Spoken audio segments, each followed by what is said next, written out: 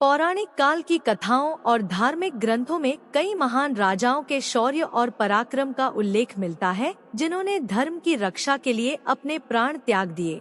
हिंदू धर्म के इतिहास में एक ऐसे धर्मवीर राजा हुए हैं, जिन्होंने अपने वचन को निभाने के लिए अपना राजपाट तक छोड़ दिया।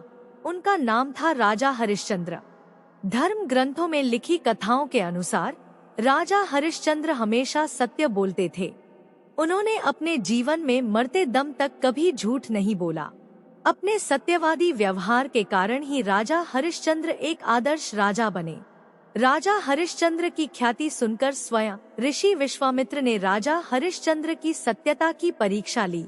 आज इस लेख में हम जानेंगे कि राजा हरिश्चंद्र कौन थे और ऋषि विश्वामित्र ने राजा हरिश्चंद्र की सत्यता की परीक्षा किस प्रकार ली। राजा हरिश्चंद्र अयोध्या के सूर्यवंशी राजा त्रिशंकु के पुत्र थे। राजा हरिश्चंद्र की पत्नी का नाम तारा देवी और पुत्र का नाम रोहिताश्व था।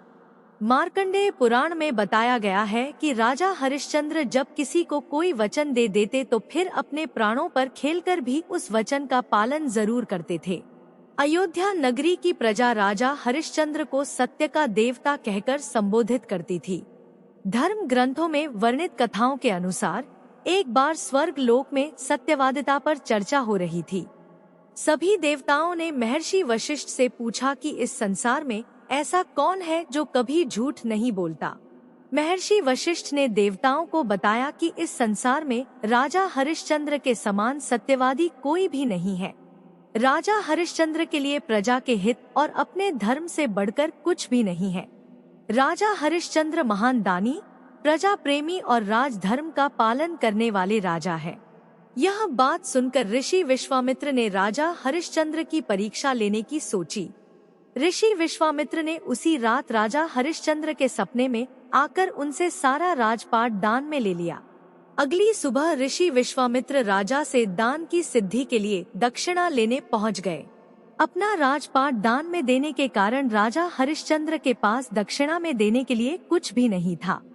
अपने वचन के पालन के लिए काशी जाकर राजा हरिश्चंद्र ने अपनी पत्नी को अपने पुत्र के साथ एक ब्राह्मण की दासी बनने के लिए बेच दिया। शमशान घाट के एक चंडाल ने राजा हरिश्चंद्र को श्मशान घाट का चौकीदार बनने के लिए खरीद लिया। ब्राह्मण और चंडाल से मिले धन से राजा हरिश्चंद्र ने ऋषि विश्वामित्र की दक्षिणा चुकाई। थोड़े समय बाद सर्पदंश के कारण राजा हरिश्चंद्र के पुत्र रोहिताश्व की मृत्यु हो गई और उनकी पत्नी अपने पुत्र के अंतिम संस्कार के लिए उसी श्मशान घाट में गई जिसके चौकीदार राजा हरिश्चंद्र बने थे। राजा हरिश्चंद्र ने फिर से अपने कर्तव्य का पालन किया और अपने पुत्र की मृत्यु के दर्द को सहते हुए अपनी पत्नी से श्मशान घाट में प्रवेश करने का कर मांगा। राजा हरिश्चंद्र की पत्नी के पास सिर्फ एक साड़ी थी जो उन्होंने पहन रखी थी। उसी साड़ी को आधा फाड़कर तारा देवी ने श्मशान घाट का कर चुकाना चाहा। तभी आकाशवाणी हुई कि राजा हरिश्चंद्र अपनी कर्तव्य निष्ठा और वचनबद्धता की परीक्षा में सफल हो गए हैं। इसके बाद ऋषि विश्वामित्र राजा हरिश्चंद्र के सामने प्रकट हुए। ऋषि विश्वामित्र ने रोहिताश्व को जीवन दान दिया और राजा हरिश्चंद्र को उनका राजपाट लौटा दिया।